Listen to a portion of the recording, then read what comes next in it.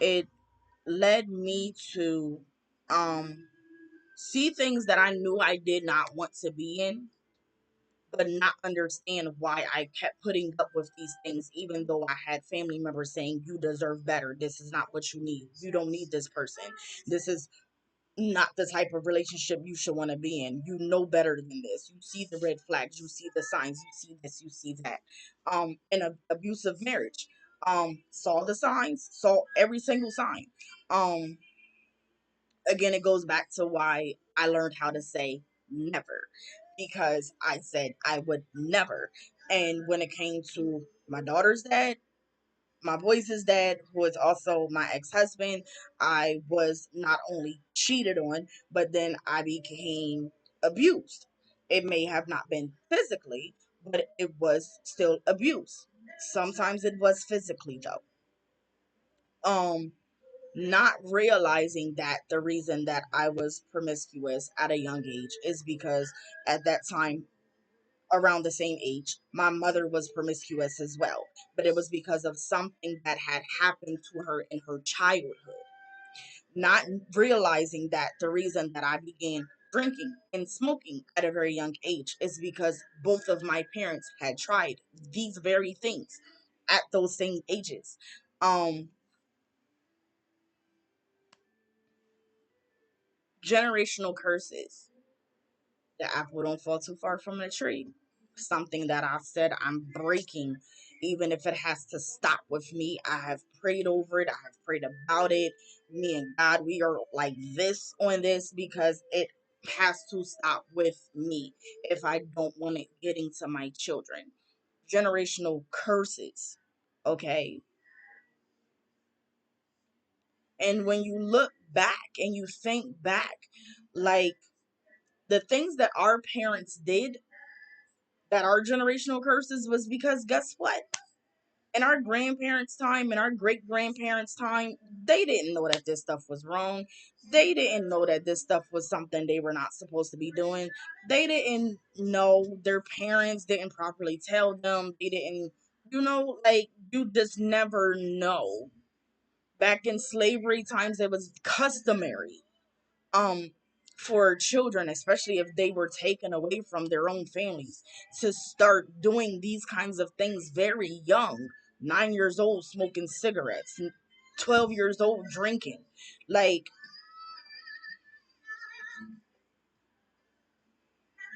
at one point in time, there was a time where our parents were at the age where they could go to the corner store for mom and dad to get their pack of cigarettes.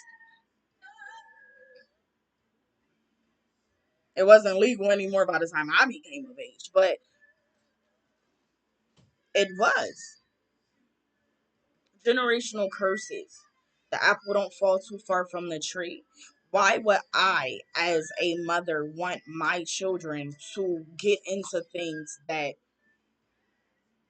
I should have dealt with and prayed off of me so that it did not reach them?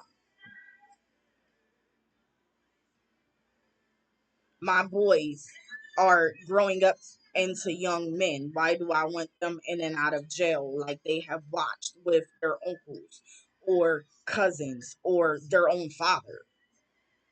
My daughter, I'm raising a young woman. Why do I want her to think it's okay to throw herself at people or to accept any amount of attention from people just because they're giving it to her without knowing that she is worth so much more?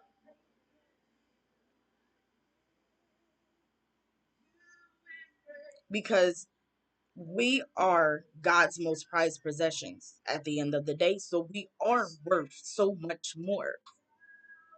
We are God's prized possessions. We are broken people, but we are still his prized possessions until we reach him and seek his face and seek him out and get the healing that we need.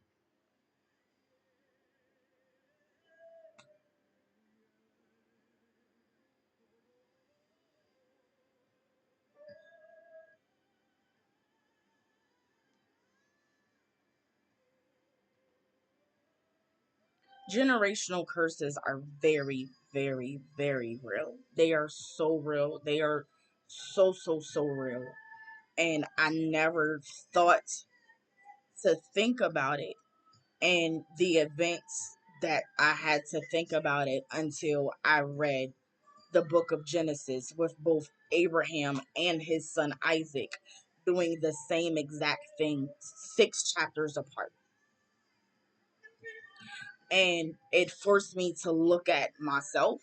It forced me to look at my parents, where I said, God, I don't even feel like doing this. I'm not writing this.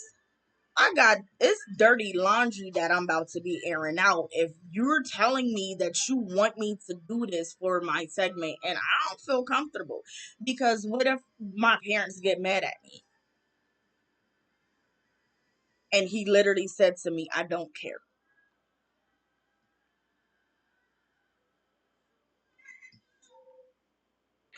And when I let my dad read it, like read what I actually wrote, because I'm not even reading what I wrote. When I let my dad read it, my dad said, tell your truth.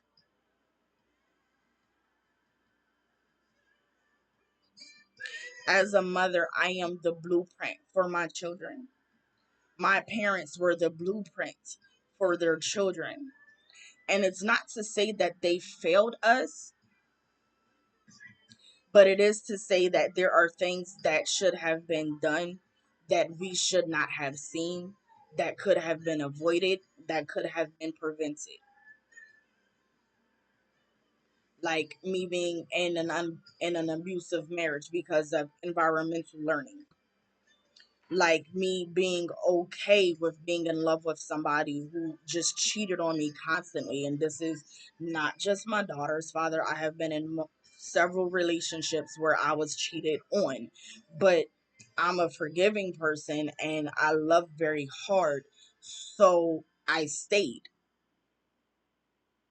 in spite of knowing this is not going to end well. I have become the abuser and I have become abused. I have been highly promiscuous because as long as I had somebody show me something, then it didn't matter how I was getting it.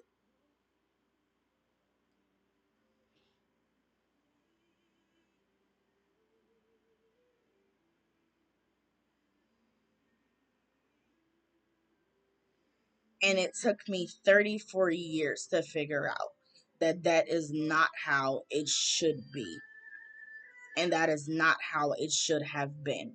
And that is not the way for me to live, especially when I am raising kingdom minded children and I'm raising them to love God and to love themselves above anything and everything else, and to know their worth and to know how precious they are. As their mother, I have to do better. And what better way for me to do better than for me to walk by example and get the healing that I need while also helping someone else in the process. My truth is an ugly truth. My parents still, well, my mother maybe, because I let my dad read it. He's not mad at me. My mom, when she watches this, will probably say, what the heck? But it's the truth.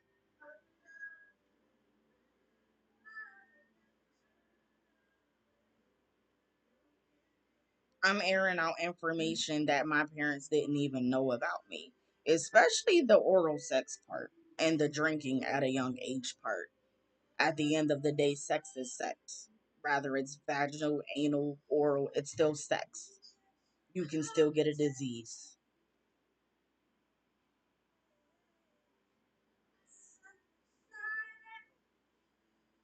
And if I want my children to be safe with their body, then that means that the curse has to stop with me.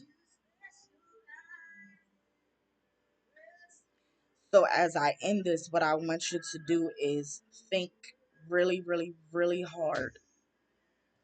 If you got to think hard, if you got to write it down, and go back into your mind about what triggered you the most to go down the road that you went down.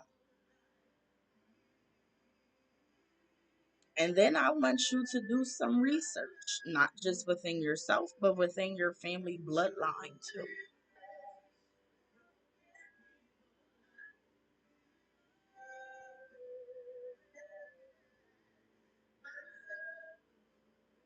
to get to the root of the generational curse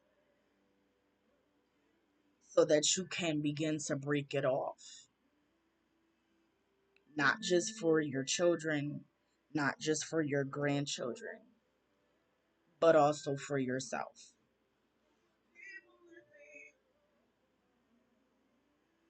And as I end this, as I normally say on some of them, not all of them,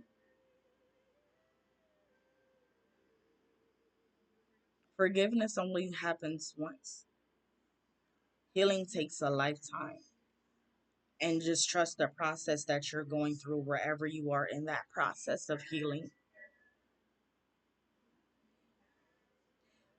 But always forgive yourself first before you forgive anybody else.